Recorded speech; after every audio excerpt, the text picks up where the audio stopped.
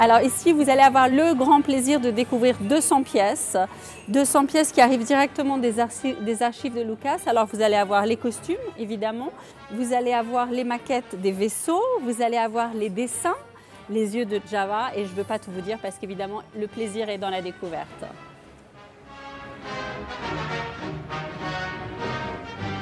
Oui, le pauvre Jabba, le terrible mafieux de la planète Tatooine, il faisait le grand malin dans Retour Jedi, mais voilà, il ne reste plus rien. Parce que tout le reste, la carcasse, bon, je pense que ça devait être jeté parce qu'il n'y a pas de la place, mais surtout toute sa peau en latex, en 2 ans de temps, s'effrite complètement. C'est ce qui est arrivé à Jabba.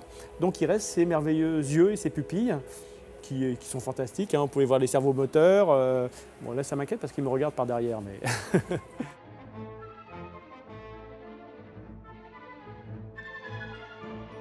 Originally, all the A New Hope stormtroopers were reused in Empire, and they did not make a separate batch. But in fact, at the very end of the film, they made a special set of helmets for Empire. So when we made this discovery, in the middle of mounting this exhibit, we decided to highlight all 3 helmets from the first 3 films, from 4, 5, and 6, at the same time in one exhibition.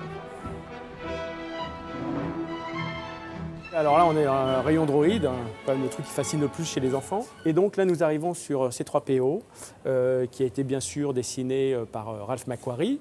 Et pour l'anecdote, pour trouver le visage du robot, et c'était important parce que George ne voulait pas quelque chose qui fasse peur, et un robot, ça peut être un peu côté froid, et il voulait que ça soit un personnage qui soit attendrissant et qui plaise aux enfants. Il avait 9 têtes anglaises devant lui, sculptées par Liz Moore, et aucune ne lui plaisait.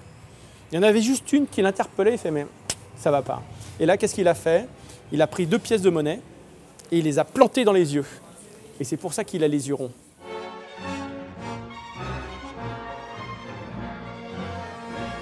Han Solo. Alors Han Solo dans la carbonite, ça a été fait chez ILM, la boîte d'effets spéciaux de George Lucas.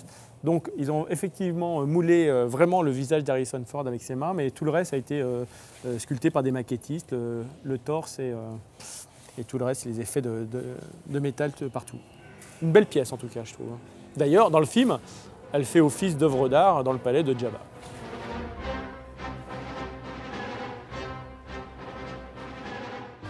One of the special things we have at Star Wars Identities is Ponda Baba from the Cantina. Many people don't realize that we don't have almost anything from the original Cantina scene, which is sad because it's everyone's favorite scene from A New Hope. But we do have Ponda Baba, and so this is the very first time we have been able to bring him out and share him with fans and with anyone through this exhibit. And so he opens our exhibit.